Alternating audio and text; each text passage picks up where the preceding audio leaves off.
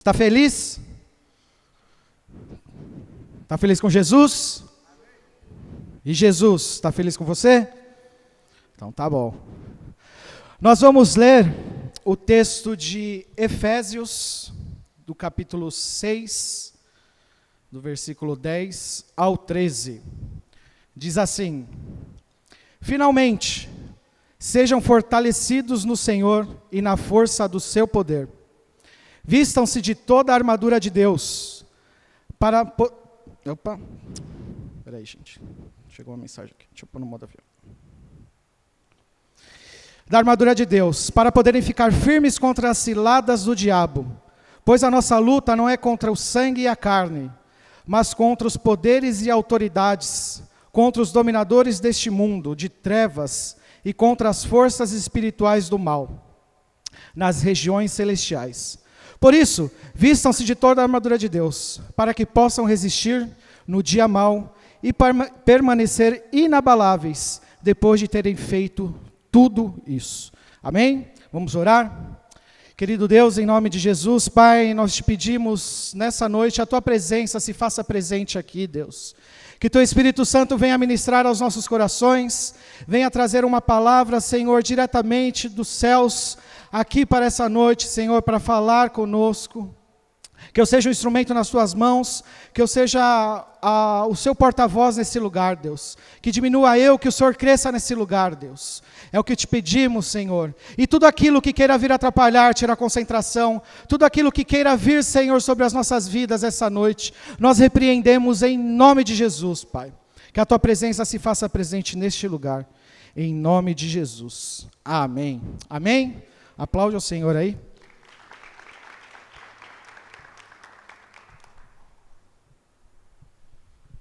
Bom, Efésios, quem escreveu essa carta foi o apóstolo Paulo.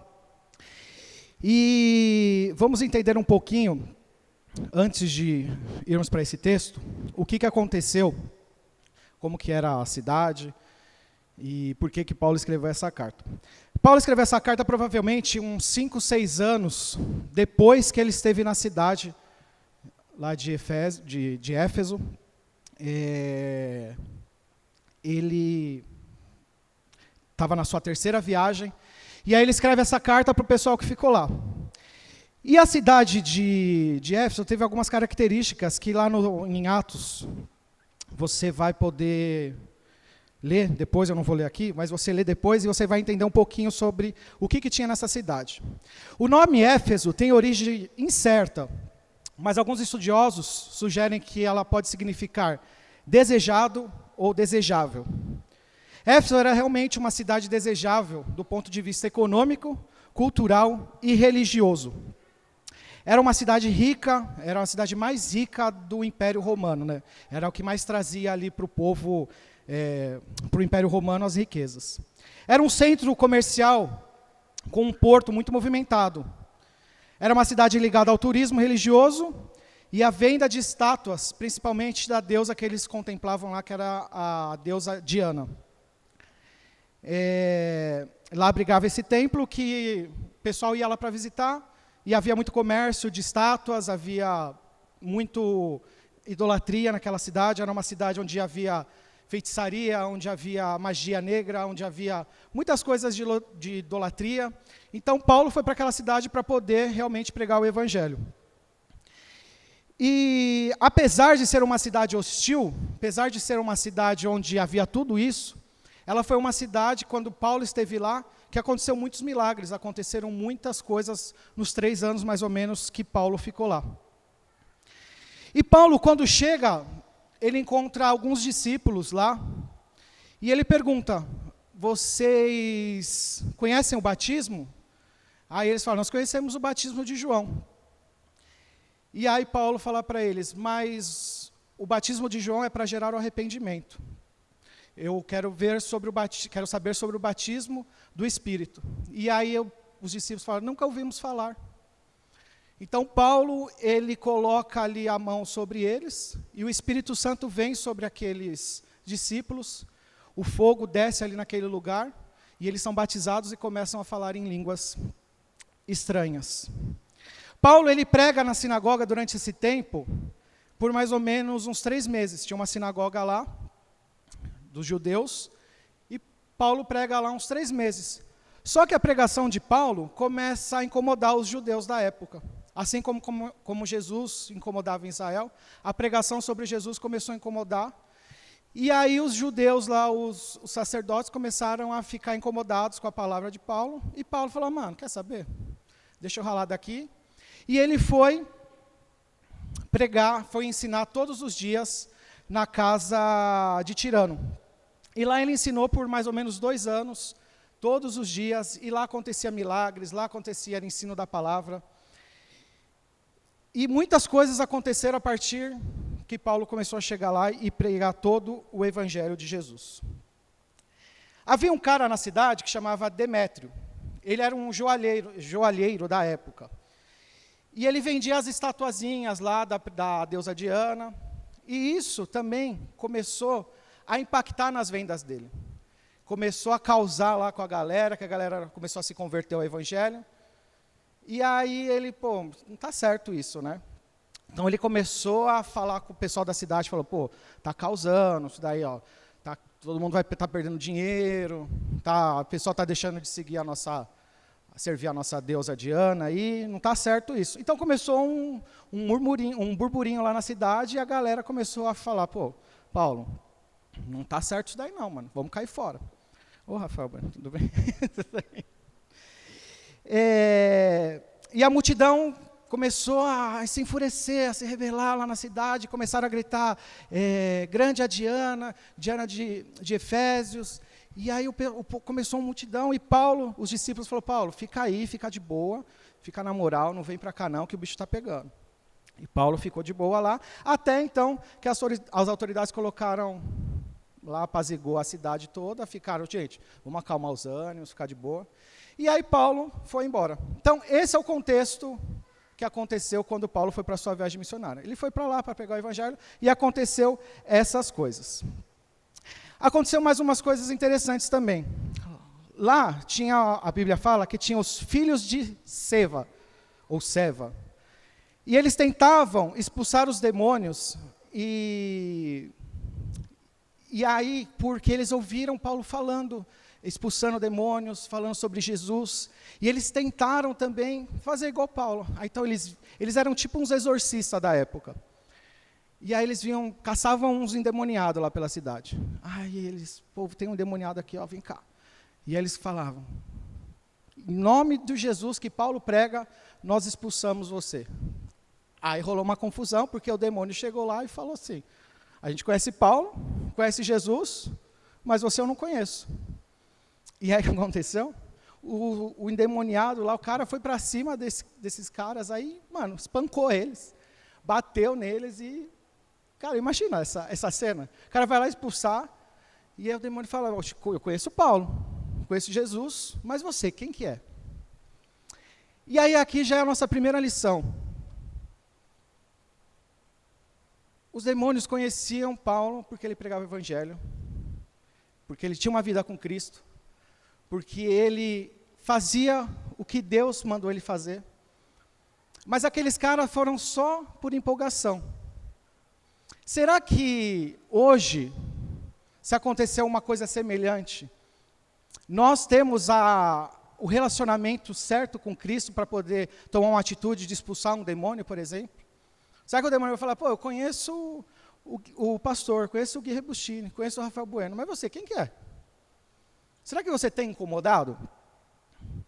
A autoridade espiritual, ela não se copia, ela se conquista com intimidade. Como que está sendo a sua intimidade com Deus? Como que está sendo a sua busca?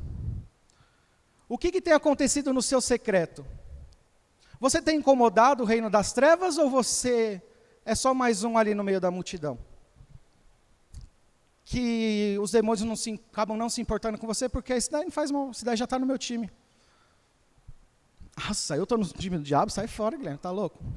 Cara, se você não está buscando a Deus, se você não está tendo uma vida de relacionamento com Deus, você já escolheu o seu lado. Tem até uma historinha que fala, tinha um muro, né, separando uma cidade assim, e aí tinha um homem lá em cima desse muro. E de um lado tinha os anjinhos e do outro lado tinha os demônios. E os demônios estavam lá de boa, sentados na cadeira, ouvindo um som, curtindo. E do outro lado os anjos estavam, vem para cá, por favor. Sai de cima desse muro, cola para cá, vem para cá. Aí o cara olhou para o outro lado e falou, mano, os demônios ali de boa, parece que eu nem existo. E os anjos lá desesperados, vem para cá, vem para cá. Aí o cara ficou encafifado, falou, ô demoniada, o que ela quer? Vocês não vão tentar me tirar daqui não? Aí os demônios falaram, não, esse muro é meu. Então você já está do meu lado. Ou seja, se você não tomar um partido para o Evangelho, para Deus, você já tomou o seu partido no final das contas. Temos uma segunda lição com isso daí também. Grande número dos que tinham praticado o ocultismo, naquela época também fala, que eles começaram a pegar os livros deles de ocultismo, de magia, e começaram a entregar para Paulo para pôr fogo. Eles estavam se convertendo do Evangelho e estavam largando aquilo lá. E esses livros falam que custavam, acho que uns 50 mil denários. Era muito caro, essas coisas todas que eles tinham, e eles estavam entregando. Eles estavam se desfazendo. Porque onde a palavra entra, onde a palavra é pregada verdadeiramente por alguém que realmente tem uma vida com Cristo, uma vida, uma comunhão todos os dias, ali a palavra ela surge efeito. E as coisas vão sendo libertas. Laços vão sendo desfeitos, cadeias vão sendo quebradas.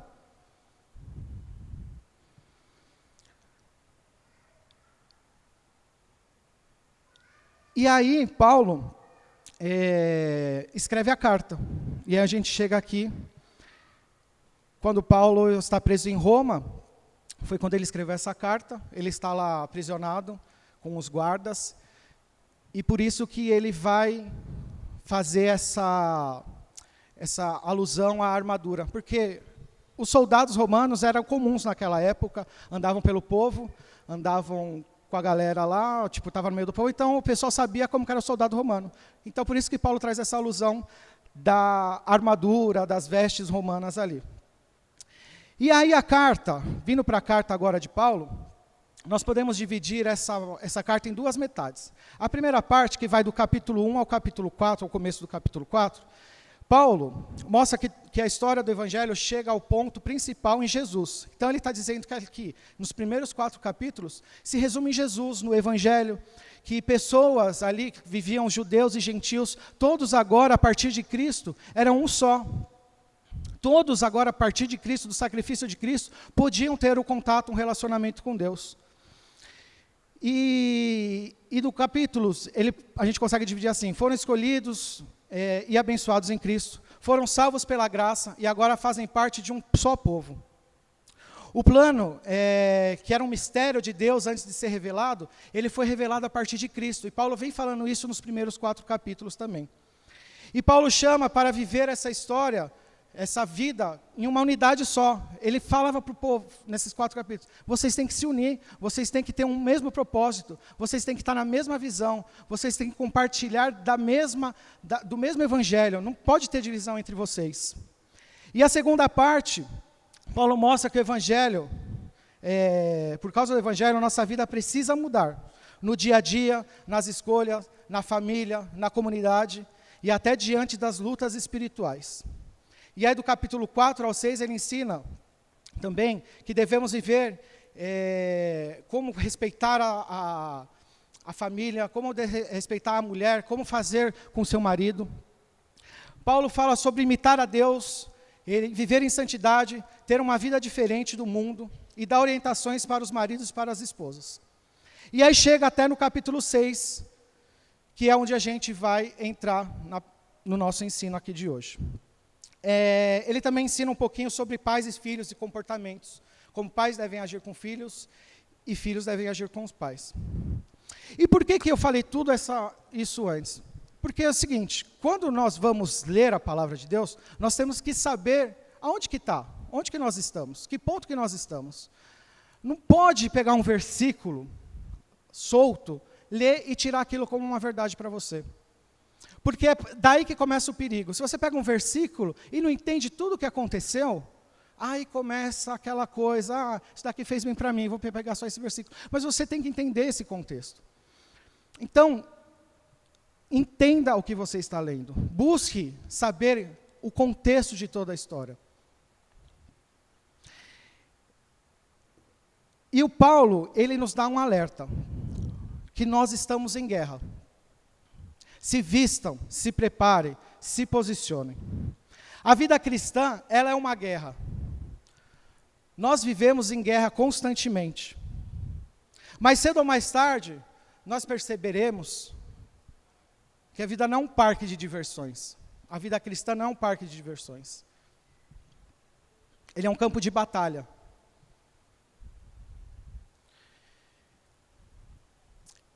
E que se a gente bobear nessa batalha, nós seremos atingidos.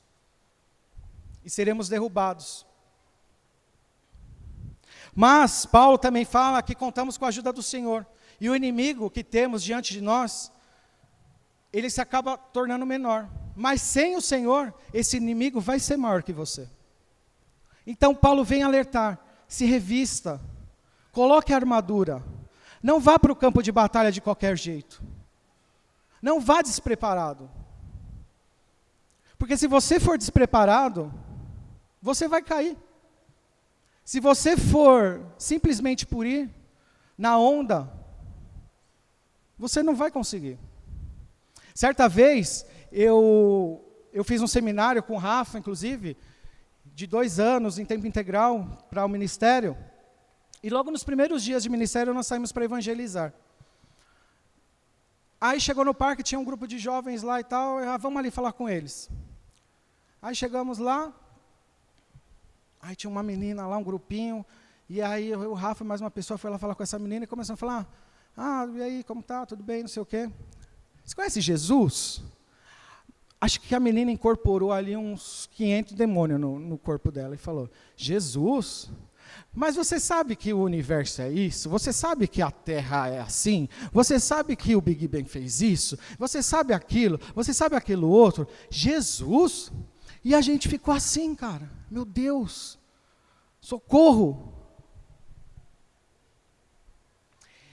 E aí eu fiquei triste, porque eu tinha acabado de me converter, eu estava cheio de vontade de falar daquele Jesus que veio um dia, me resgatou, me salvou, e aquela menina jogou um balde de água fria em mim, em todos nós ali.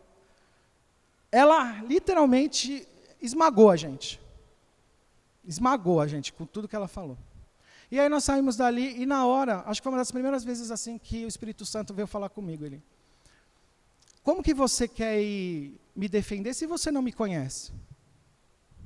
Como que você quer argumentar qualquer coisa se você não sabe argumentar? Como que você quer me defender se você não sabe o que precisa ser defendido? Como que você sai assim, sem arma nenhuma?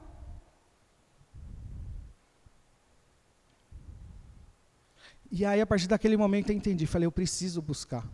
Não adianta só eu ter vontade e não fazer nada. Não adianta eu só querer falar de Jesus, Jesus é lindo, mas eu não saber toda a palavra, não saber o mínimo da palavra, na verdade. Não precisa nem saber toda. Mas não saber o mínimo que Deus tem preparado para a outra pessoa, para a sua vida. O que adianta?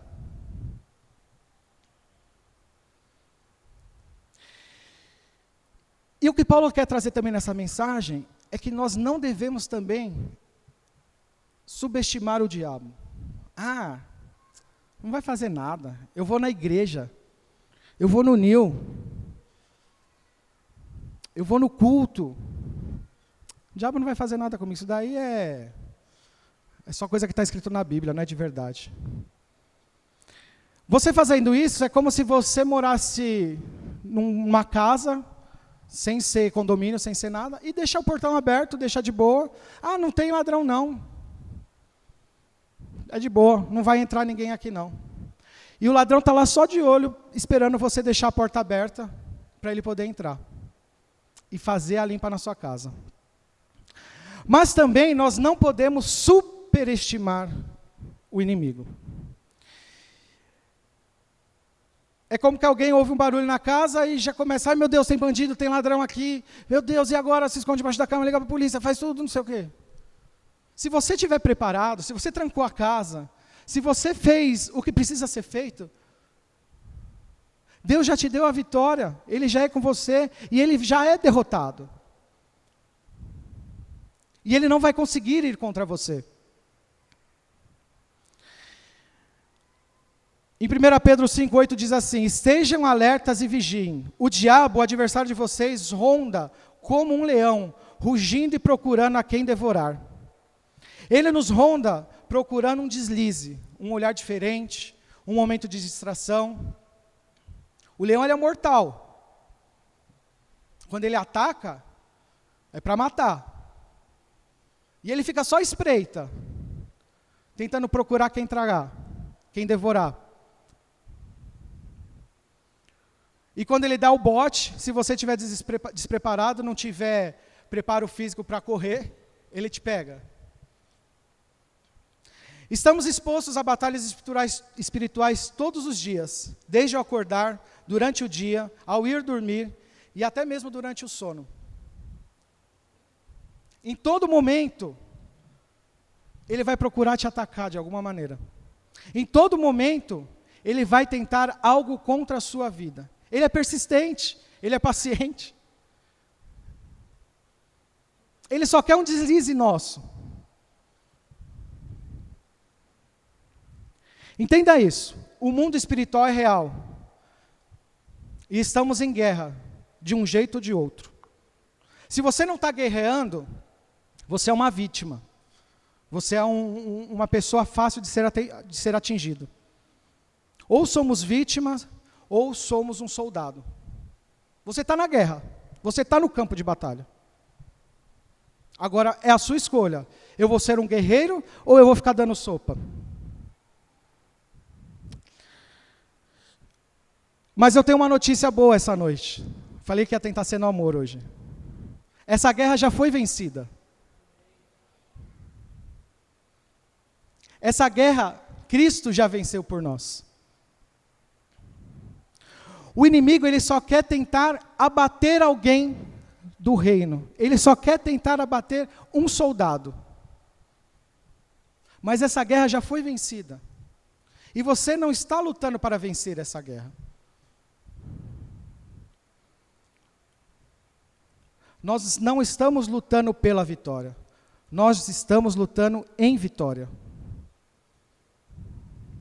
Jesus já venceu, o Espírito Santo de Deus nos capacita para que nos apropriemos da vitória pela fé em Cristo Jesus.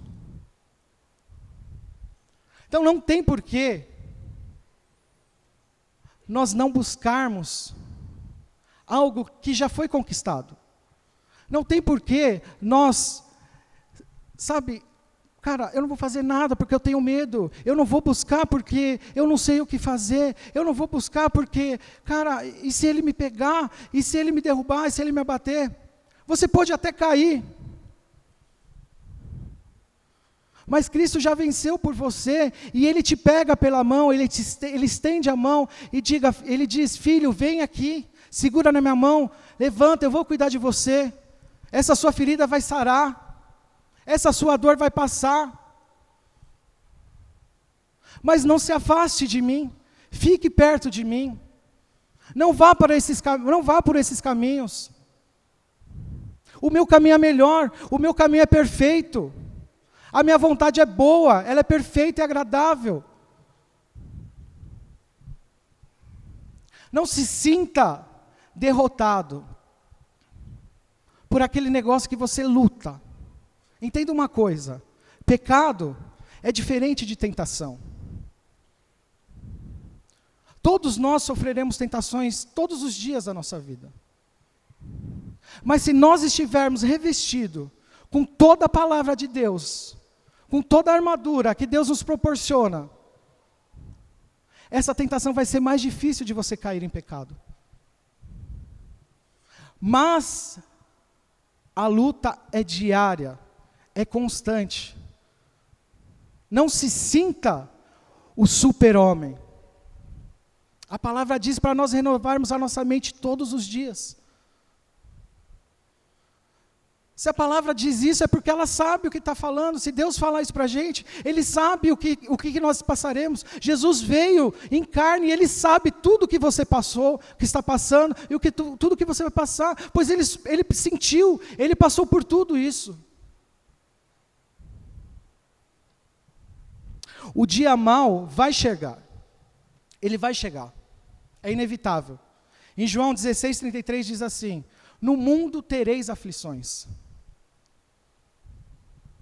Ele não está falando, se você tiver uma aflição, se você sentir que não está bem. Não, está falando, está afirmando. No mundo tereis aflições. O dia mau não é uma possibilidade, é uma certeza para todo mundo. Quando você recebe uma notícia má, quando você, confia naquela pessoa e aquela pessoa acaba te traindo. Quando você perde alguém, sem explicação alguma. Quando você está lá no seu quarto triste, chorando, sozinho, se lamentando da vida, que ninguém me ama, ninguém me quer, sem razão nenhuma, simplesmente porque você acha isso. É um dia mau, é uma aflição. Você vai passar, não importa se você é rico, se você é pobre, se você é branco, se você é preto, se você é amarelo, não importa, a aflição vai chegar. Mas a continuação desse versículo tem uma promessa, e ela é clara. Contudo, cadê a Thay? Tenham coragem, eu venci o mundo. Nós teremos aflições, mas tenha coragem, não tenha medo, não seja covarde, seja ousado, pois Cristo já derrotou o inimigo, Cristo já derrotou a morte, e Ele já nos deu a vitória. Isso está ao nosso alcance, disponível, de bandeja, aqui. Não tenha medo. Eu venci o mundo.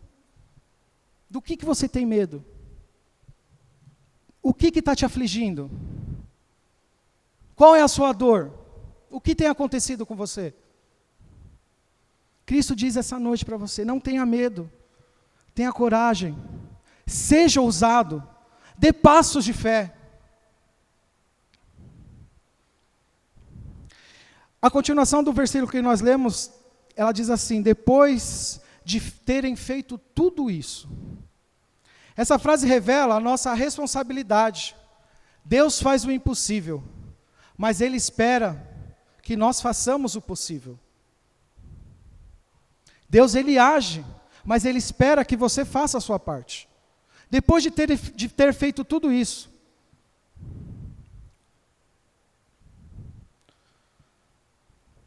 e aí Deus, Ele nos ensina como vencermos a batalha contra o inimigo, que diz lá no versículo que nós lemos, no Efésios 6, 13 e 18.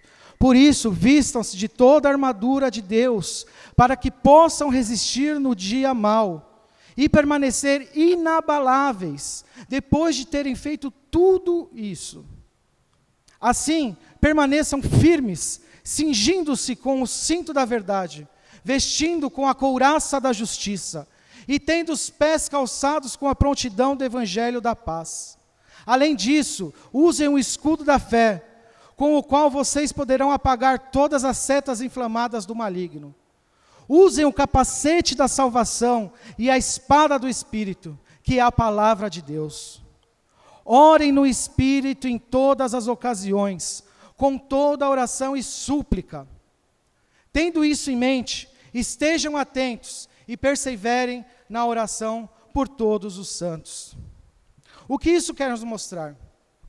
Se preparar antes da guerra. Usar todas as armas espirituais que Deus nos dá. A oração, o jejum, a fé, a palavra, santidade. Estar posicionado com firmeza. Estar posicionado antes que o ataque venha. Se você está pronto, se você está a posto, aquilo não irá te surpreender. Esse ataque do inimigo não vai te surpreender. Não dá para querer vencer a tentação se você nunca se alimenta da palavra. Você não vai conseguir vencer essa tentação se você não tem bagagem. Você não vai conseguir vencer isso que te atormenta se você não se dispor a buscar conhecimento do que a palavra diz para você. Não dá para ter fé no dia mal se você só ora quando tudo vai mal. Como que você vai ter fé se você não lê a palavra? Para você saber o que a palavra diz, o que você deve fazer. Quem se veste antes da batalha permanece de pé quando ela chega. Em Lucas 14:31 diz assim: qual é o rei que indo guerrear não se prepara antes?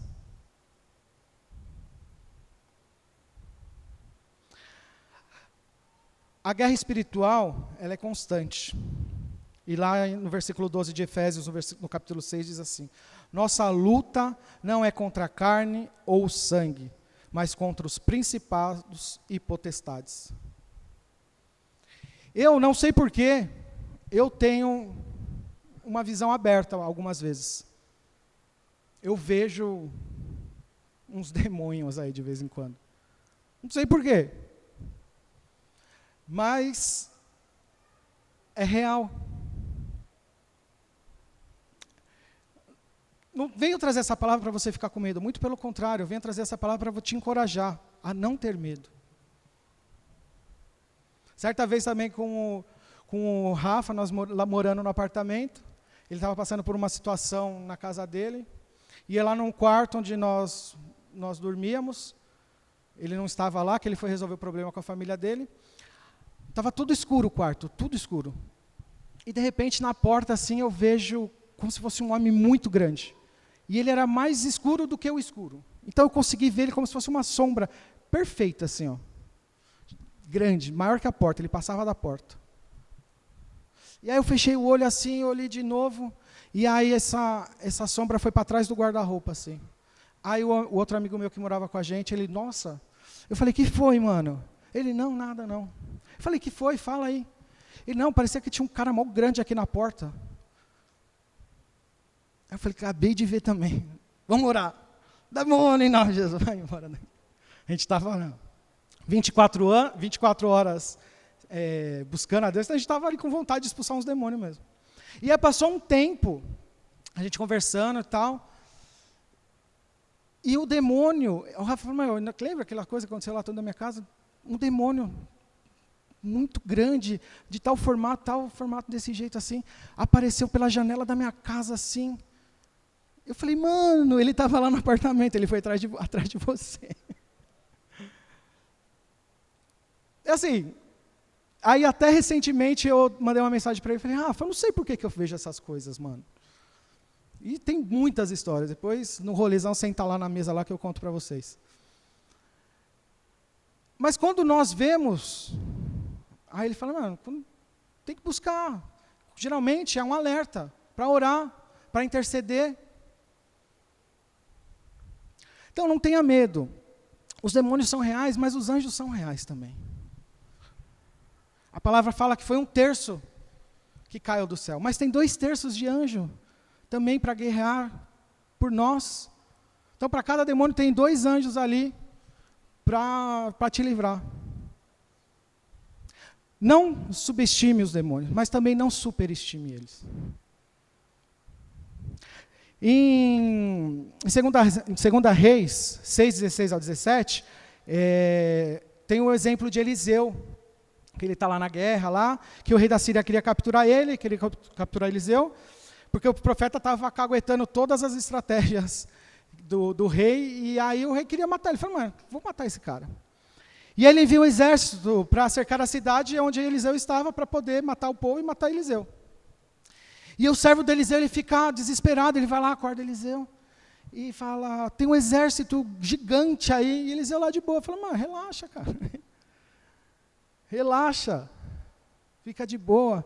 E Eliseu ora e fala, abra os olhos dele, e ele vê aquela quantidade de anjo atrás do exército inimigo, pronto para atacar, pronto para defender.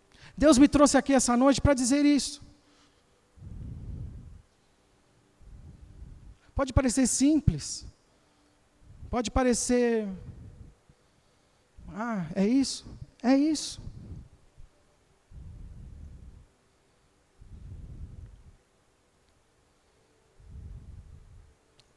Nós poderíamos estar em tantos lugares, está tendo o Lollapalooza aí, poderíamos estar lá curtindo, mas escolhemos estar aqui. E por que escolhemos estar aqui? Para agradar o coração do Pai. Eita Deus.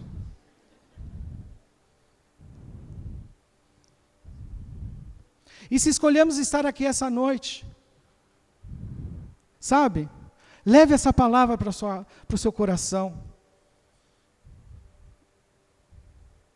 Pondere ela. Fala, Deus, por que o Senhor está querendo me dizer isso essa noite? Tenha coragem. Não tenha medo. A vitória já foi dada. A guerra já foi vencida.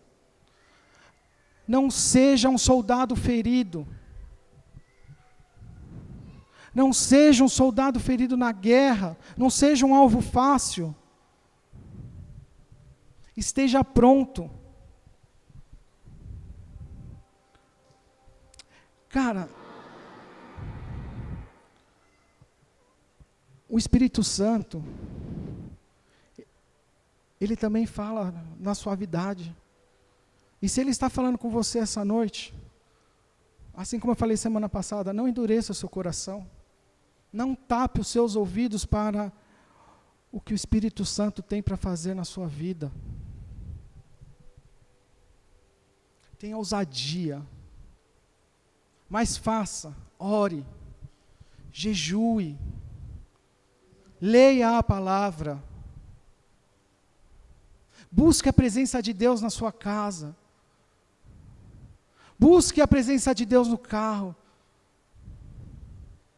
esteja pronto, porque a hora que o Espírito Santo precisar de você, Ele vai procurar e vai falar, ali eu tenho um guerreiro, ali eu tenho uma guerreira, ela está pronta. Eu quero usar ela, eu quero usar ele. Esteja pronto essa noite. Esteja pronto todos os dias da sua vida. E se você está passando por alguma luta na sua vida essa noite, nós vamos orar. Nós vamos pedir para que Deus venha e nos traga a paz e a consciência que você não está sozinho, que o Espírito Santo está ao seu lado, os anjos estão te cercando. O inimigo ele pode rondar e bradar como um leão, mas o verdadeiro leão é o da tribo de Judá.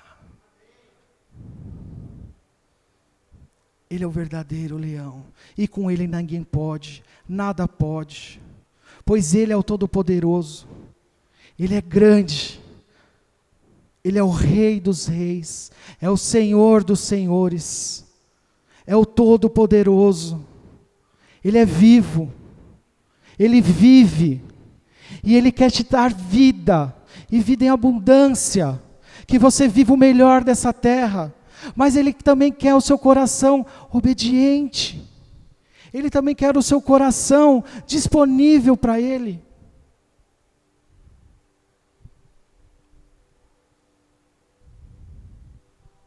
Tenha isso em mente essa noite.